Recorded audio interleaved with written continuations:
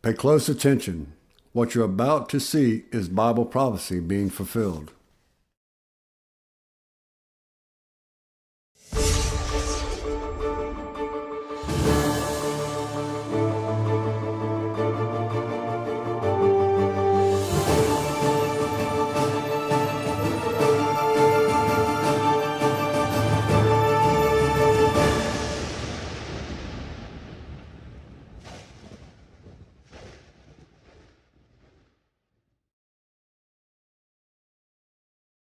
Welcome to another edition of YPN News, bringing you news as it relates to Bible prophecy and foretold by Yeshua Hawkins. Well, feeding an entire island might seem like a feat, but there are those who are pushing to get that accomplished. Saudi Arabian leaders making visits to China, and is the U.S. president really ready and willing to use nuclear weapons? Well, this world is getting scarier by the day, and these are just a few of the events taking place supporting Bible prophecy. But first, let's take a look at a nonprofit organization called Chefs for Puerto Rico, who brought relief in the form of food to the victims of Hurricane Harvey in Houston, and is once again doing the same to the victims in Puerto Rico after Hurricane Irma. Well, Chef Andres and his team are working very hard to prepare literally hundreds of pounds of food for those hurricane victims, from soups to chicken and rice dishes and other well-accepted meals as well. On one particular day, the team was making over 10,000 meals, in addition to 10,000 sandwiches, burgers, hot dogs, bread, and fruit. Chef Andres promised to deliver even more meals to different areas devastated by the hurricane, to the tune of 50,000 meals, as he planned to expand his operation. When they arrived on the island, they started out by making only about 1,500 meals, but by the end of the week, they were making over 25,000 meals. So quite a jump. Yeah, that's a rapid progression here. Well, volunteers started showing up concerned only with helping to prepare meals. As word got out, orders started coming in for more meals. Andre said that even more people from the private sector came and helped with the operation, providing relief even quicker than the federal government, adding, he said, that we need to rely less on the government and rely more on the private sector to take care of the needs of the people, because they are here and they see what's needed better than the federal government can. When Mr. Andres was spoken to later about the progress of the operation, he said that him and the team is currently producing 50,000 hot meals a day, and by the end of the following week, they were planning on providing over 100,000 hot meals a day, with 3 kitchens spread about the island working as one unit. And that's a lot, even with 3 kitchens, 100,000 meals. That is a tremendous number. He also added, Jeff, that the people of Puerto Rico can supply food for themselves, and businesses should work together, including catering companies and restaurants, to get much needed food to the people. Again, like he reiterated, not relying so much on the government, but using the resources that they already have there in Puerto Rico. He said this would in turn help not just during the time of disaster, but in the future to activate the local economy, putting young men and women to work instead of just sitting at home. Mr. Andres said in an interview that all food for the victims should be produced, cooked, and delivered by the people of Puerto Rico for the people of Puerto Rico, and in doing so, they will start to activate the local economy. He said, "We can't wait for 60 days to activate the economy. The economy should be activated as we are bringing hope and food and help to people." He noted that if we don't take care of the people, then the people will want to leave, and this will be like a refugee crisis if we don't take care of our people and keep resources within Puerto Rico. And finally, Jeff, Andre said that the goal was to make sure that they got to that 100,000 plus hot meals a day quicker now than later, because he said he didn't want people going home thinking that they, referring to the Chefs for Puerto Rico organization, didn't take care of them. Well, like we said earlier, Saudi Arabia recently made a unprecedented trip to Russia to meet with Vladimir Putin, the president there. They're making some other rounds to some superpowers, some major economic players in the world market. We have our field correspondent Larry McGee, who has some updates for us regarding that. Where is Saudi Arabia trying to strengthen its relations now? Probably the largest competitor vying for control of the current global system other than the U.S. is Russia. Close behind Russia is China. And in addition to current efforts aimed at establishing stronger ties with Moscow, Saudi Arabia is also now working to strengthen relations with Beijing. China's interests reportedly lie in recruiting the Saudis into its efforts to revive its Silk Road era of trade dominance and prosperity, while Riyadh is said to be seeking ways to diversify its revenue away from oil exports, its dependence on which is currently calculated at around 70%. The two nations are reported to have signed 14 deals to date in what is being called a strategic alliance that will be a key factor, it is believed, in determining the future of Saudi Arabia. Analysts have also been quick to note that the powwow has come at a time when relations between the oil titan and the U.S. are believed to be weakening, a problem which many are attributing to the actions and ideas of President Trump. The idea of de-escalation zones to address the bloodshed in Syria have been adopted and is being pushed by Russia, Turkey, and Iran. Turkey has taken a leading role, with its president recently making public statements that it will not allow a corridor of terror to develop along its border with Syria. Though Damascus and Ankara have been at odds in times past, Syria has not voiced opposition to recent Turkish anti-terror operations inside the country, a fact which observers believe is an indication that Damascus is open to the idea of cooperation. The official statement released by Syria is that this will be a test for Turkey. The de-escalation zones agreed upon by all three nations are areas that they have committed to keep free of fighting and to allow aid into. The hope is that the zones will also enhance trust on all sides of the conflict. A sticking point, however, is Idlib in Syria, which is close to an area where aid is designated to be delivered, but is under the control of a collection of militia groups, which includes the Syrian branch of al-Qaeda. The area also borders with Turkey, so Ankara is now faced with the challenge of how to proceed. Meanwhile, relations between Turkey and the U.S. have continued to be fraught with challenges, the latest issue being the arrest of an American Turkish embassy worker who was accused of having ties to terrorism. In retaliation, the U.S. ambassador to Turkey announced a suspension on visas to Turkey. The next move in the tit for tat was Turkey similarly suspending visas for any Americans. The hostility between the two wayward allies is reportedly rooted in America's affiliation with the man associated with the movement whom it believes was a part of the failed coup attempt which occurred in the country last summer. Turkey further suspects U.S. involvement in the attempt due to its refusal to extradite the movement's leader, who was in the U.S., back to Turkey. There has been a great deal of tension and back and forth between the two nations, with neither party being willing to de-escalate the conflict and back down.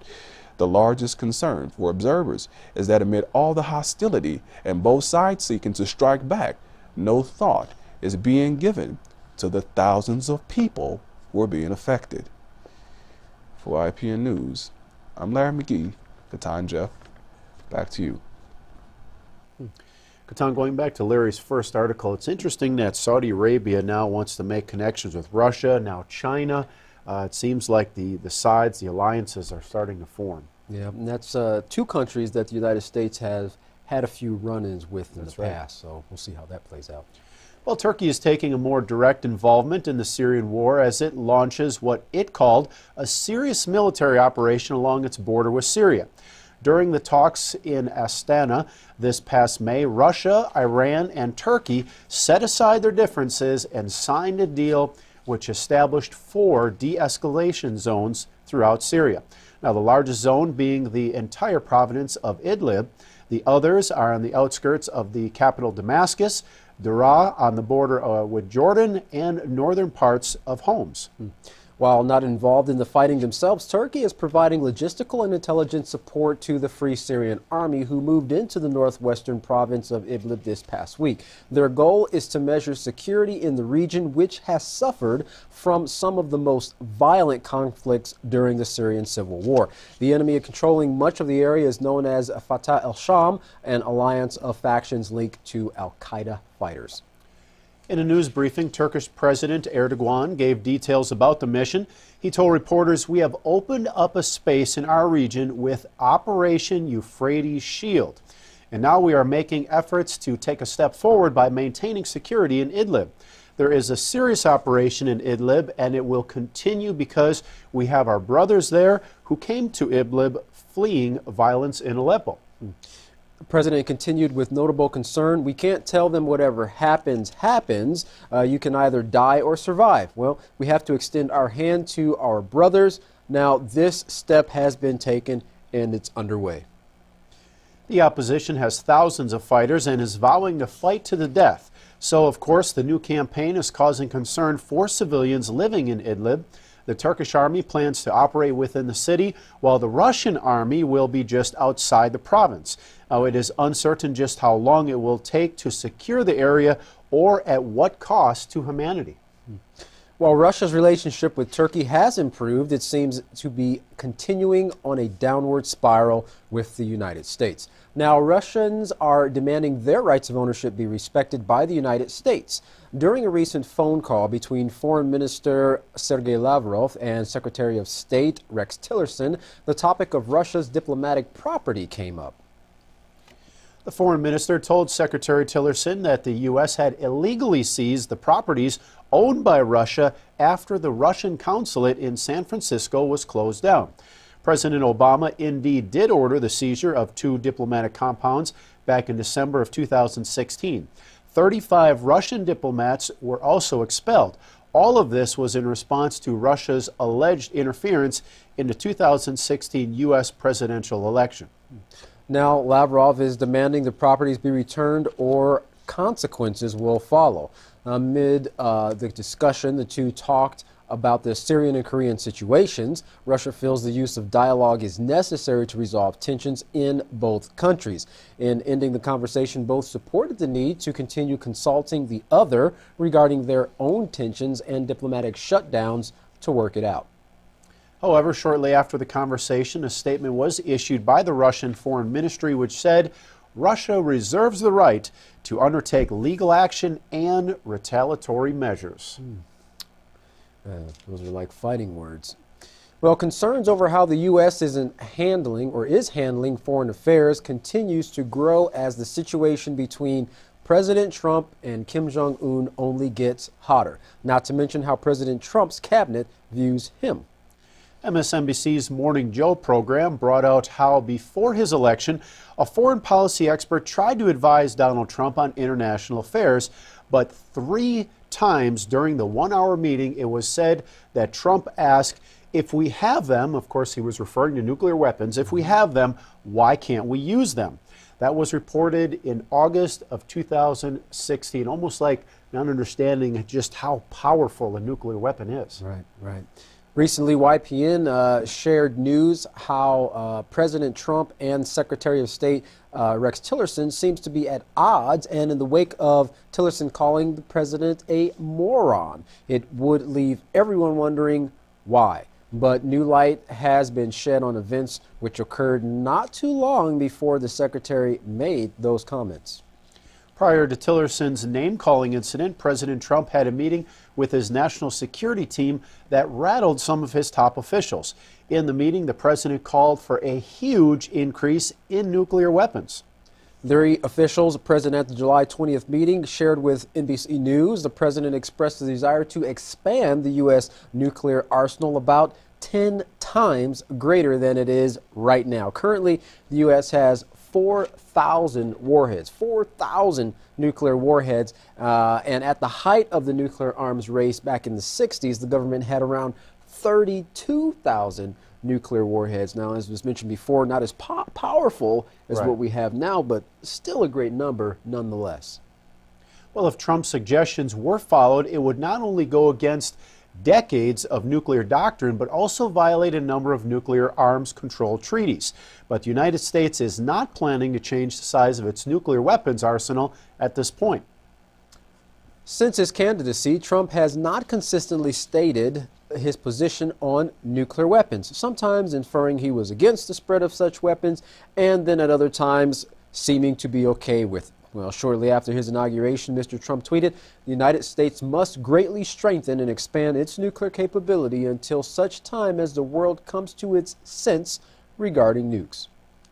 And still there is ever-increasing tensions with North Korea over its nuclear program. Just overnight, there came a show of force when U.S. bombers flew near the Sea of Japan along with Japanese and South Korean jets.